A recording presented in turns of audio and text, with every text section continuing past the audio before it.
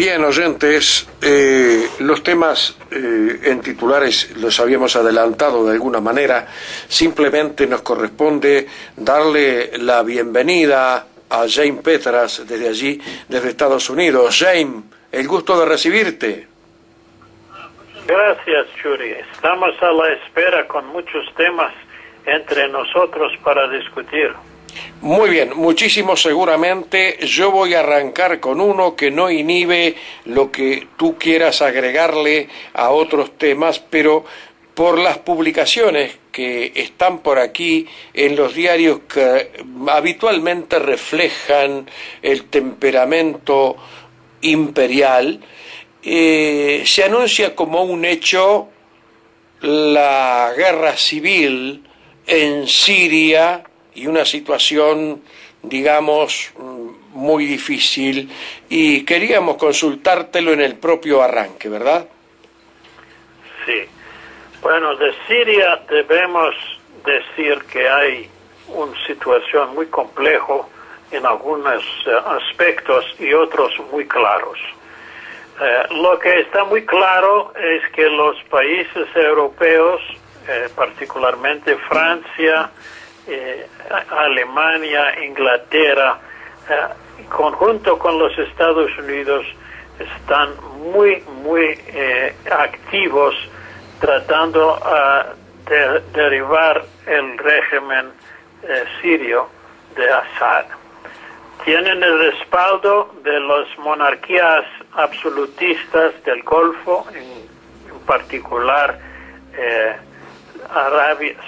Saudi Arabia y los otros socios.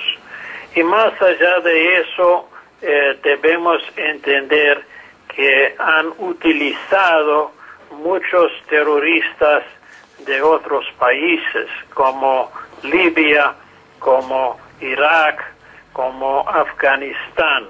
Han pagado para sus servicios y utilizan métodos terroristas, incluso la tortura, las bombas coches, etc. Eso para enfatizar que más allá de lo que son los conflictos políticos internos, hay una intervención imperial utilizando Al-Qaeda y otros extremistas y mercenarios armados desde mucho tiempo, que han utilizado métodos terroristas, infiltrando barrios y utilizándolos como manera de protegerse y forzando al gobierno a entrar en lugares donde hay civiles para el conflicto, y con consecuencias hay civiles muertos.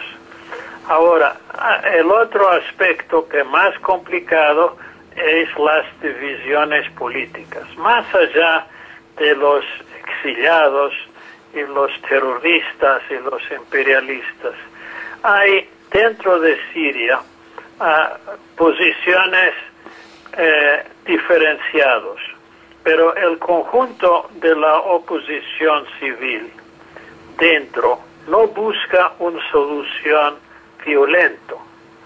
Hay grupos importantes que están criticando a Assad hace mucho tiempo y buscan una transición hacia un régimen más democrático. Pero junto con los apoyantes del régimen forman una mayoría en contra de la intervención y la violencia de los grupos externos.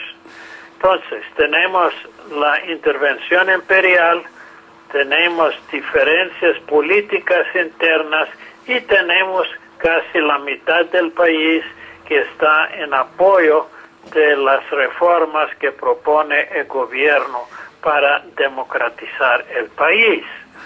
En este panorama debemos anotar que las Naciones Unidas hasta ahora no han reconocido la oposición democrática interna. Para ellos la oposición son los terroristas respaldados por el Occidente.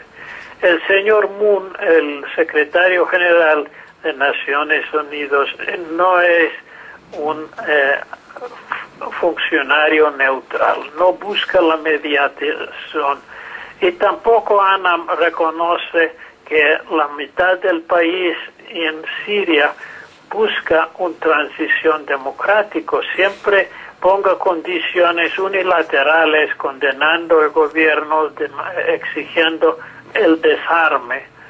Cuando los terroristas externos, cualquier desplazamiento del gobierno, ellos entran con armas y terrorizan los apoyantes del gobierno con muchos sumarios asesinatos. Y es una situación muy dramática en el sentido de que hay varias partes armadas en eso. Sí hay una guerra, pero no es simple una guerra civil, es una guerra imperialista en apoyo de grupos armados, en la mayoría externos, que tienen una resonancia entre una minoría violenta dentro del país. Eso es mi estimación de lo que pasa. Los medios de comunicación de masa son poco fiables porque son partidarios de toda la propaganda occidental, en particular Hillary Clinton. Hay una ampliación de su voz, de su condena, de su histeria, etc. Los que buscan una reconciliación o por lo menos una salida pacífica son los rusos y los chinos, que exigen, y los iraníes, que exigen que los países occidentales dejan armar la oposición, dejan a permitir la intervención terroristas desde Turquía, desde Líbano, etc. Y es uno de los grandes dramas, como Washington en un lado dice que está luchando contra Al-Qaeda, en el otro lado está financiando y armando Al-Qaeda en Siria. Están haciendo un doble juego aquí, utilizando sus enemigos para destruir otros enemigos y después vuelven a la carga contra los primeros. Petra, justamente te hago una próxima pregunta, después te dejo con los temas que tú estés trabajando en este momento, pero quería, ya que la nombraste a Hillary Clinton, que aquí menudea la información sobre su apoyo a lo que ha surgido como gobierno en Egipto. ¿Eso es así? Bueno, el proyecto norteamericano hace tiempo, hace casi un año desde que discutimos eso, hemos dicho que los musulmanes, hermandad de musulmanes, hace tiempo han buscado una acomodación con los militares, firmando pactos con Washington para tener una porción del poder compartido con los militares en función de una economía bajo el tutelaje del Fondo Monetario. Los llamados musulmanes moderados no tienen ninguna vergüenza. Por ejemplo, ayer anunció el señor Mursi que va a acatar el trato con Israel que favorece el bloqueo de los palestinos. No hay un traidor más grande que el supuestamente presidente nuevo de Egipto. Ahora, el acuerdo, este matrimonio que Clinton quiere arreglar entre los militares, la junta militar y los islámicos, tiene una precariedad, porque los militares quieren mantener la última carta, primero.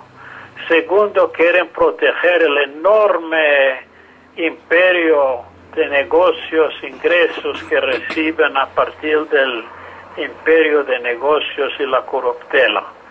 El otro lado, eso va a limitar el presupuesto del gobierno musulmán, que busca hacer algunas inversiones para mantener la lealtad de sus votantes pobres.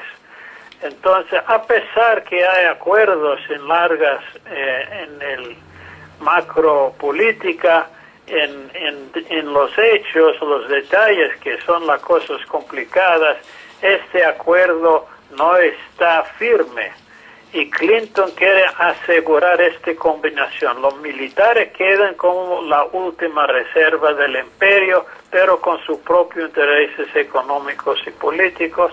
En el otro lado, lo que les gusta a Washington es el hecho que los musulmanes en poder neutralizan los movimientos populares, limitaran la protesta contra el imperialismo, limita la solidaridad con los palestinos.